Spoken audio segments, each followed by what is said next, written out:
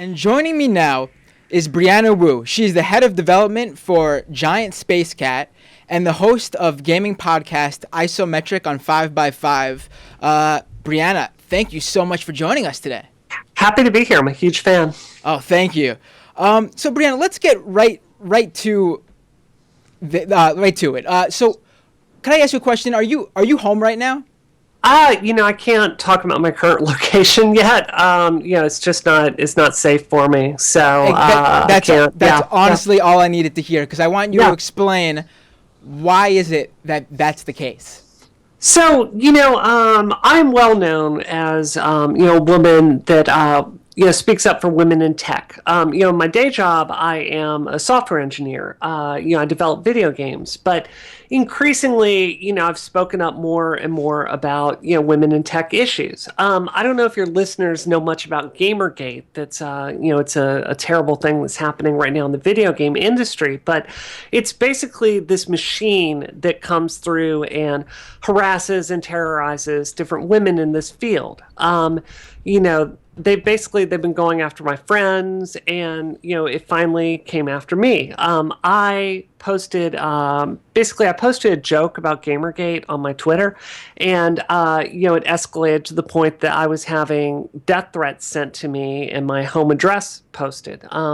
Your listeners can read this online, but some really, really horrific things that were said to me. Things like they're going to castrate my husband, choke me to death on the parts, murder my children if I have any, because they're going to grow up to be feminists too. Shove a K-bar in between certain parts of my body, rape me in various places until I bleed to death. All of this right there along my home address. I've had the FBI, I've had the Cybercrimes Division here in Massachusetts look into it. It's a very scary situation. And, I can't talk about an ongoing investigation, but I can tell you, this was serious enough that I can't tell your listeners where I am right now. So give listeners who might not be familiar with it a little background on what at least in your views, and, I've talked about it on this show. And there's a few listeners who have a hard time separating Gamergate from their identity of being a gamer. I guess they just hear the term gamer, they see it in Gamergate, and they assume, these people are me. But sadly, it would be nice if that was the case, but that's not true. So give a little background on what Gamergate is. So, Gamergate is a new word for a phenomenon that's been happening for quite a while. It was ostensibly named by Adam Baldwin, who, by the way, sent 200,000 of his Twitter followers after me last week. But it's a name that's been given for a movement. This all started when basically a former boyfriend of a good friend of mine, Zoe Quinn, became a very jilted lover and posted all kinds of private details about her sex life on the internet, with transcripts, secretly recorded her, and basically put all this dirt out there for the world to see.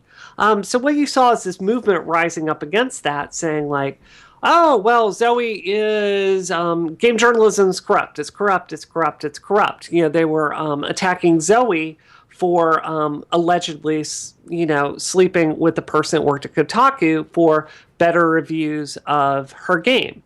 Only if you start looking into the facts of it, Kotaku never, and this journalist never reviewed her game. It really says everything you need to know about the movement, that they went after my friend Zoe and not the journalists as being accused of this. So what you basically have is it's this machine at this point. And they say, oh, we're about gaming ethics. Oh, we want to change gaming ethics. And it's a pretext that works. It's very effective at kind of rallying support with gamers. Because like you say, I'm a gamer. Many of your audiences are probably gamers. So it encourages people to care about journalistic ethics. The reality is these are people, they're very upset about women that are speaking up for issues about how women are treated in the video game industry. This includes Anita Sarkeesian is a huge target. Zoe Quinn is a huge target. Lee Alexander is a huge target. And what you have is this machine that started bullying, harassing, threatening to rape, destroying the credibility, undermining the career of women in tech one by one. They've done it to my friend Samantha Allen. They bullied her until she left the industry. They did this to my friend Jen Frank.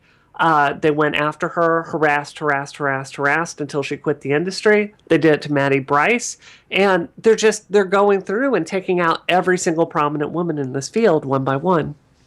As someone who's in the industry, as a video game developer, can you tell me a little bit about what it's like being in this industry and being a woman? Because I mean, this is obviously coming from a place that started way before Adam Baldwin coined the term #Gamergate. Right.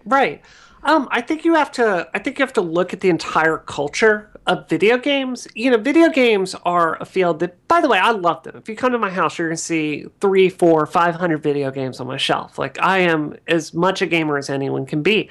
But the problem with the industry is, as early as like the 80s, you have had this culture that tells gamers that this is a place for men by men. I mean, how many times have you played a game where some girl is kidnapped and you've got to go save her, or a girl is murdered and that gives the hero like the impetus to go on a blood-filled vengeance crusade? Almost all the time, yeah. Yeah, all the time. So you're getting these messages over and over and over. They're like, this is a space for men. And it has consequences for everyone at all levels of the industry.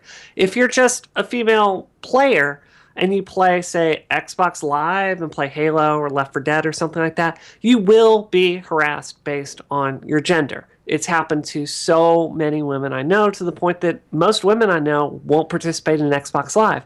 As a casual gamer, my experience with this is literally, I know girls who play video games, and they play video games that aren't, iPhone games. They play actual Xbox Live games, and they're good.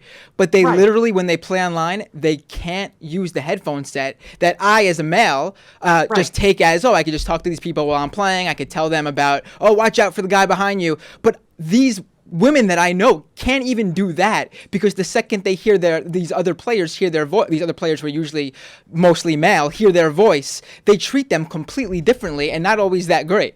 Yep. It's happened to me 100 times. It's happened to women I know all the time. So, that's the, I hate to use the term lower rung of the ladder, but you know what I mean, the consumer base. Yes, of course. If you move up the ladder, so let's go one more level up the ladder. Let's say you're a game journalist.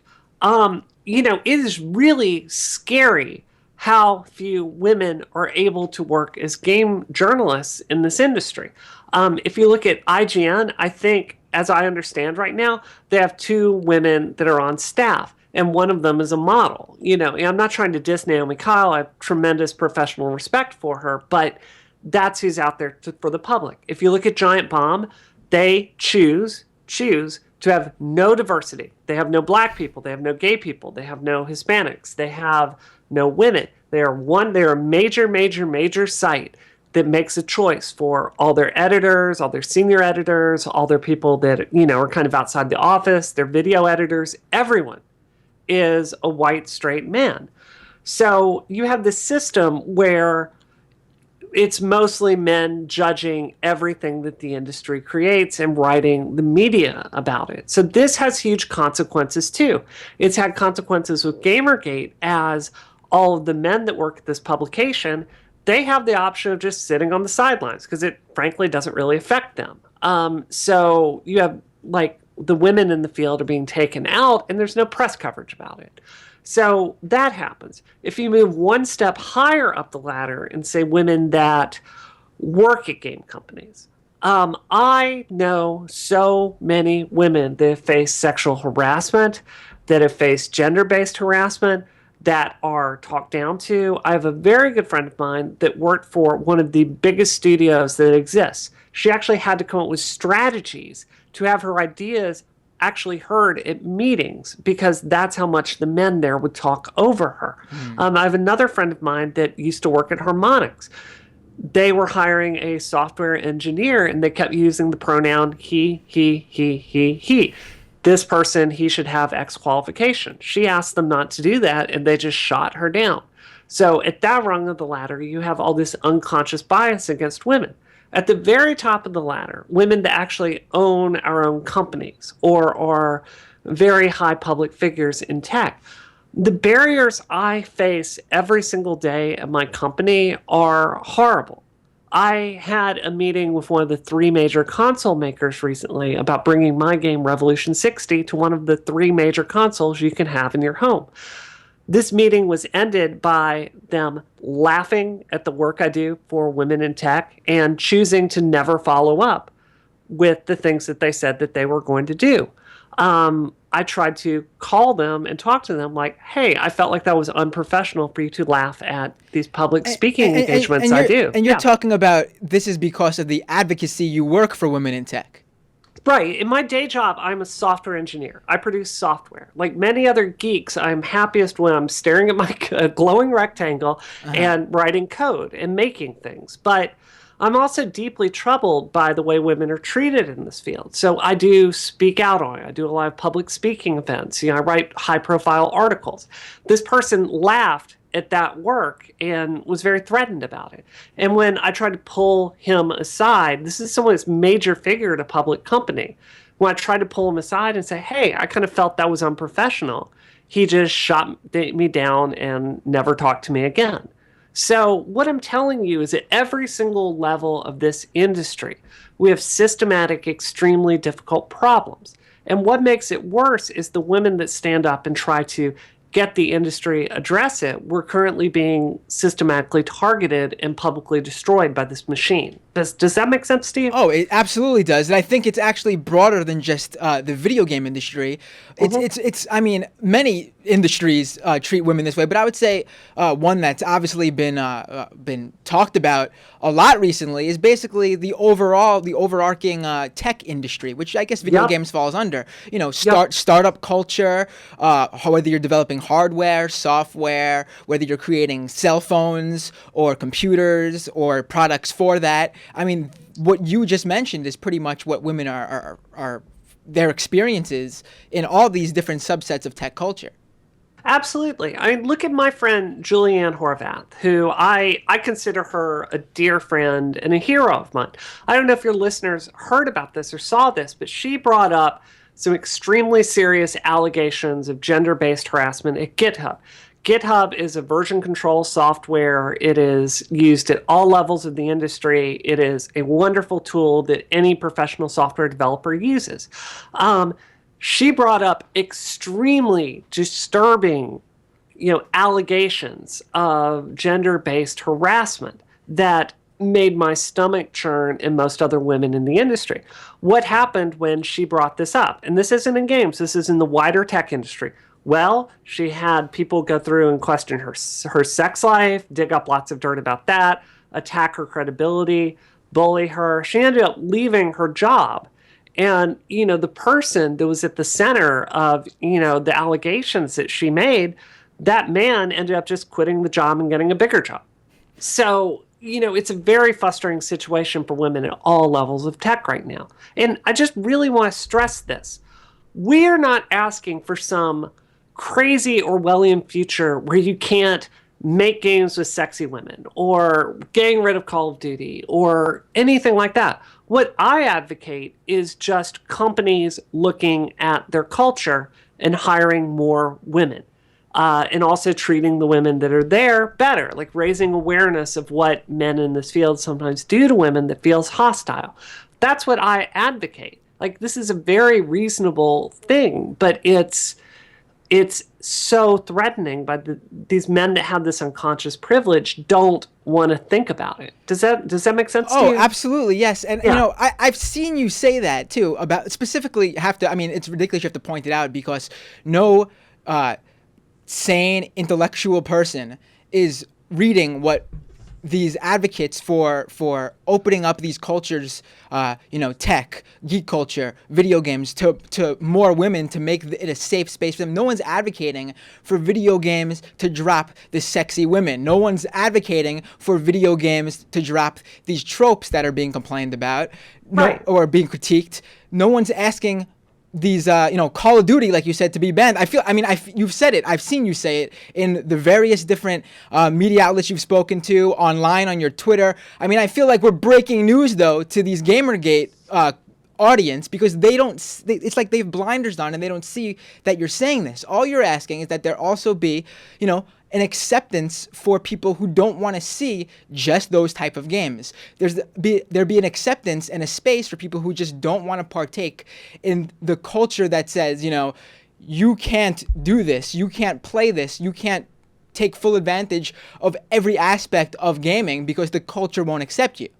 Absolutely. I mean, that's the trick, isn't it? Like, they have to turn what I and other women are advocating into some extremist, loony, bananas position, because what we're actually advocating is so darn reasonable, Deadspin had a great article about how this Gamergate issue basically is a look at the culture wars, and I mean, we've seen this with things like even the film industry, and I mean, there's been advocates saying, we want more women superheroes being portrayed in movies. We want women in strong protagonist leading roles where they're not just like in video games, the object to be saved by a man.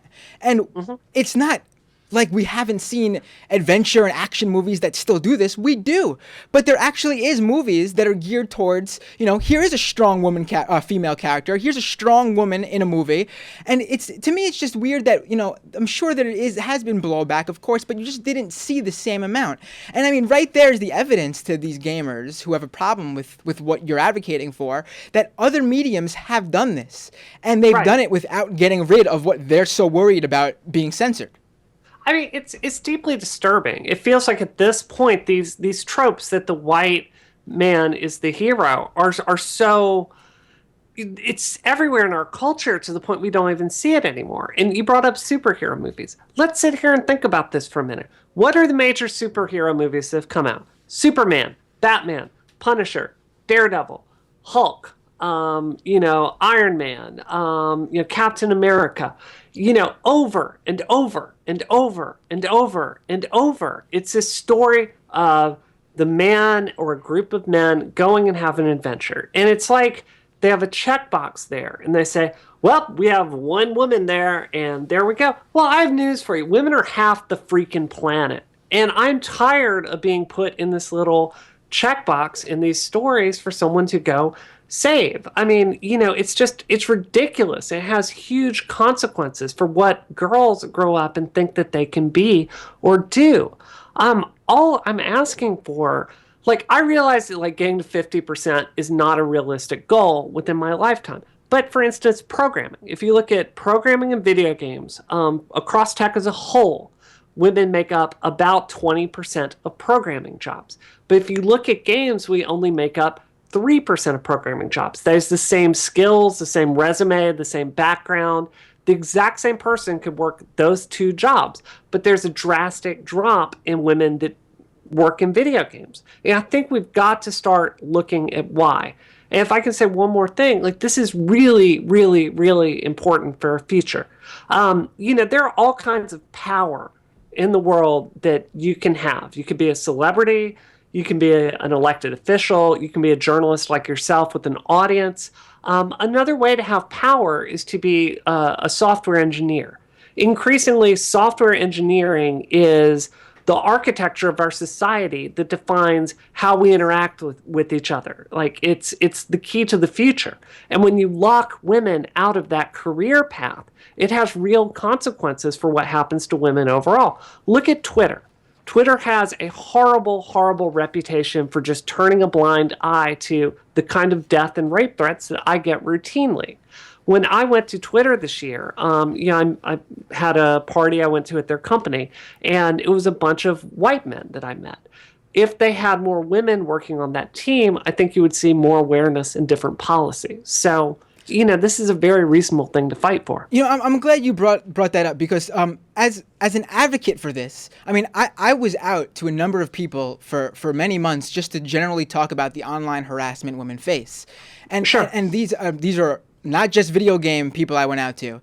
And the issue is that some people for very good reasons, just don't want to put themselves out there because they've been attacked for their advocacy, their lives put in danger, such as yourself. And it's stifled a lot of this conversation. And I mean, that's what they want. So I want to thank you really for being one of those people. I mean, Gamergate has done a real hatchet job there trying to shut you up, because they've really, I mean, really, I've seen what they've been doing. And then they try to, when they realize they can't do it, they turn around and they say, well, she's just looking for attention.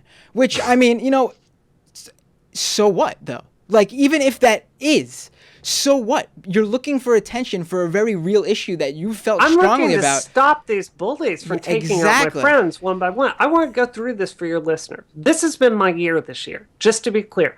They went after my friend Julianne Horvath. They tried to destroy her and bully her out of the industry. In July, they went after my friend Samantha Allen. They ran their same playbook. They harassed her. They threatened her. They went through her past. They tried to professionally discredit her. They tried to get her fired until the point she said, there are easier ways to make a living, and just quit the industry. And we lost a powerful voice. They did that exact same thing to Jen Frank.